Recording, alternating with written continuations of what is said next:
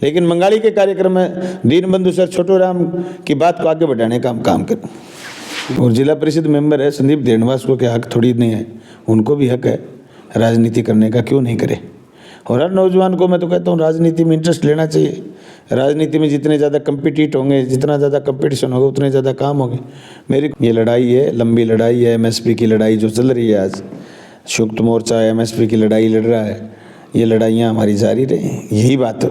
कुछ ये कि बीजेपी जिस तरीके से लूट खसोट करके पैसा इकट्ठा कर लेती है, फिर चुनाव में खर्च करती है, वो खर्चा आपने पूरे देश में देखा है, यहाँ भी करते हैं। अब आप देखोगे कि पूरे देश में जो जिस तरीके से मोदी जी के विज्ञापन चल रहे हैं, 5.5 लाख करोड़ रुपए इन्होंने विज्ञापन पर खर्च कर दिया। 45 प्रोग्राम में आइयो भाई ज़्यादा से ज़्यादा। हाँ, वहाँ बात करेंगे, अपने किसानों की बात करें, किसान की एकजुट। स्ट्रॉन्ग हरियाणा देखने वाले सारे दर्शकों ने प्रवीण मंगाली की राम राम भाई। आज है हम बरा के पूर्व विधायक बलवान सिंह, कामरेड बलवान सिंह पूनिया के निवास स्थान पे, तो उन तक खास बातचीत करांगे आज आपके अपने चैनल स्ट्रॉन्ग हरियाणा पे। तो तमाम जानकारी लेवांगे उन तय, उनके जो विधानसभा का पिछला इलेक्शन था, क्या कमियां रह गई थी कि कुछ छोटे से मार्जिन तक वे रह गए थे, और जनता का जो इतना प्यार उनके प्रति था, और उस जनता के प्यार ने, उस जनता ने थोड़ा सा नकार दिया वो प्यार के कारण रहा। और ये वो बलवान सिंह पूनिया है जो विधानसभा में गूंजते थे। अब 5 साल उनकी गूंज शायद उस विधानसभा में नहीं देखने मिलेगी, तो उन तक चर्चा कर लेते हैं। सबसे पहले नमस्कार पूनिया साहब। नमस्कार जी, नमस्कार। तो मेरे सारे दर्शकों ने राम राम कर दियो जी। सारा न राम राम भाई।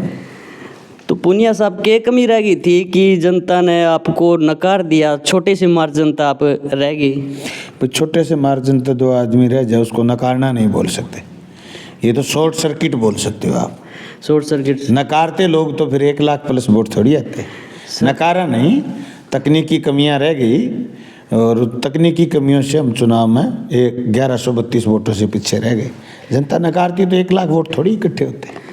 सर, 4 स्टेटों में चर्चा होती थी आपकी, और 4 स्टेटों में चर्चा होने के बावजूद कि आपकी फ़ैन फॉलोइंग की बात करें तो बहुत से लोग हरियाणा, पंजाब, राजस्थान काफ़ी थी, और जो बीजेपी की जो कैंडिडेट है शायद उनका कहीं जिक्र नहीं था। अचानक कोई ऐसी जादू या कोई तकनीक आप विस्तार से बताओगे? नहीं, ऐसा कोई तकनीक जादू नहीं। वो 2 बार एमएलए रहे हुए थे, और वो 3री बार एमएलए बने हैं। उससे पहले मुख्य प्रतिद्वंदी वही थे, मैंने उन्हीं को हराया था। मैंने उनको 23,000 वोटों से हराया था, उन्होंने मेरे को 1132 वोट से हरा दिया। तकनीकी कमी ये रहेगी कि मैं पॉलिटिकली काम कम कर पाया, मैंने सार्वजनिक काम ज़्यादा करे। मैंने 4 स्टेटों में लोग दीवाने इसीलिए थे कि मैं राजस्थान की विधानसभा में बोलता था। अब विधानसभा में कोई मुँह उठा के थोड़ी बोला जाता है। विधानसभा बोलने के लिए आपको विधानसभा में बैठना पड़ेगा, पढ़ना पड़ेगा, फिर इशू पर ध्यान कंसंट्रेट करके बोलना पड़ेगा। ये सारे काम मैं करता, तो मैं इलाके में समय थोड़ा सा कम दे पाया।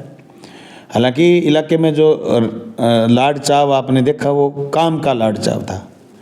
जो मैंने सार्वजनिक काम कराए, स्कूल के, कॉलेज के, सड़कों के, खाड़े नालों के, फसल बीमा के, उस काम के लोग दीवाने थे। तो बड़ी संख्या में लोग इकट्ठे हुए। फिर जो सार्वजनिक कामों से प्रभावित होता है, वो होता है निचला तबका, छोटे किसान, मजदूर हो, चाहे शायद किसी जाति धर्म के हो, वो सारे लोग प्रभावित थे, वो लगे हुए थे। उनमें भी आपस में छोटी मोटी बातें होती हैं, छोटी मोटी परिवारों में विघटन होते हैं, छोटी मोटी परिवारों में आपस में द्वेष ज्वेल होता है, तो कुछ वोट इधर उधर हो जाते हैं। उस वजह से हम चुनाव हार गए। बाकी साथियों ने बड़ी भारी मेहनत करी, और जो फ़ैन फॉलोइंग थी, तो फ़ैन फॉलोइंग तो बेचारी नारे लगा सकती है ना, उनके वोट थोड़ी पड़ते हैं। वोट तो भादरा विधानसभा क्षेत्र के लोगों के पड़ते हैं। वहाँ आधे लोग पक्ष में थे, आधे लोग खिलाफ भी थे। विधानसभा में कौन कौन से मुख्य मुद्दे उठाए जी आपने? भाई सारे मुद्दे उठाए, खास करके काले कानून पर जो मजबूती से बोले, वो पूरे हिंदुस्तान ने सुना। तभी तो हरियाणा, पंजाब के लोग और पसंद करते हैं, और बुद्धिजीवी लोग पसंद करते हैं। जो काले कानून पर सीधी स्पष्ट बात रखी है हमने, उसी बात रखने के अंदाज को लोगों ने अप्रिशिएट करा। दूसरा बात हायर एजुकेशन पर हमने बात रखी। दूसरा दलितों के सवालों को लेकर के हमने बात रखी जोरदार विधानसभा में। तीसरा सबसे बड़ी बात फसल बीमा क्लेम को लेकर के भी हमने खूब मजबूती से अपनी बात रखी। हमारे शेर के हिस्से के पानी की बात को लेकर के विधानसभा मैंने बार बार बात रखी। तो कुछ साजिशें, कुछ षड्यंत्र, कुछ हरियाणा में गवर्नमेंट थी भारतीय जनता पार्टी की, जिसने साजिश का शिकार भी हम हुए। कुछ ये है कि बीजेपी जिस तरीके से लूट खसोट करके पैसा इकट्ठा कर लेती है, फिर चुनाव में खर्च करती है, वो खर्चा आपने पूरे देश में देखा है, यहाँ भी करते हैं। अब आप देखोगे कि पूरे देश में जो जिस तरीके से मोदी जी के विज्ञापन चल रहे हैं, 5.5 लाख करोड़ रुपए इन्होंने विज्ञापन पर खर्च कर दिए। 5.5 लाख करोड़ एक आदमी की छवि बनाने में खर्च कर दें। जो पैसे एजुकेशन पर खर्च होने चाहिए, जो पैसे चिकित्सा पर खर्च होने चाहिए, जो पैसे सड़क बनाने पर खर्च होने चाहिए, वो किसी एक आदमी की छवि बनाने में खर्च कर दें। दूसरी सबसे बड़ी बात यह कि हम 1132 वोटों से हारे। हमारे साथ तो लोग थे, लोगों की फ़ोटो थी, मेरे पीछे आम जनता की फ़ोटो थी, मेरे पीछे सीधे साधे गांव के मेले कुचले किसान की फ़ोटो थी, मेरे पीछे सीधे साधे किसान के मिट्टी से सने हुए आदमी की फ़ोटो थी, मेरे साथ कंधे से कंधा मिलाकर के साधारण जनता खड़ी थी। वो मोदी जी की फ़ोटो बार बार दिखाते थे, उनका विज्ञापन, उनकी बातें, उनकी ये। मेरे चुनाव प्रचार में हमारे जो साथी लगे हुए थे, उन साथियों की मेहनत का ही फल है कि 1,16,16 वोट हमें आए।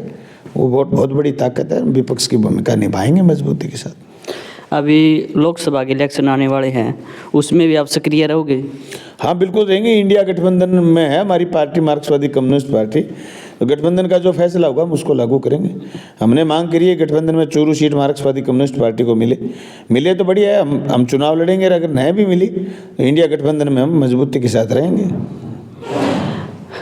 राजस्थान के बाद अब आप एंट्री कर रहे हो हरियाणा में लोकसभा चुनाव है, उसके बाद विधानसभा चुनाव है, बीजेपी की सरकार है, और उसमें आपका कितना असर देखने को मिलेगा? वो तो वक्त बताएगा क्या असर। अभी मैं कुछ चुनाव के एजेंडे में नहीं जा रहा। हरियाणा में चुनाव में मैं गया था, पिछले विधानसभा चुनाव में, और मैं तो बाई इलेक्शन में भी गया था ऐलनाबाद, और उसका असर भी आया था कि हमने किसानों को लामबंद करार काले कानूनों के खिलाफ जो इस्तीफा दिया था अभय सिंह को, उसको जीत दर्ज करवाने की हमने कोशिश करी थी, समर्थन करा था हमने। बड़ी बात यह है कि अभी तो सर छोटू राम का कार्यक्रम है, दीनबंधु सर छोटू राम के कार्यक्रम पर किसानों को हम यही शिक्षा देंगे कि भाई आओ इकट्ठे हो किसान भाइयों, अपने हिस्से की लड़ाई हम खुद को लड़नी पड़ेगी।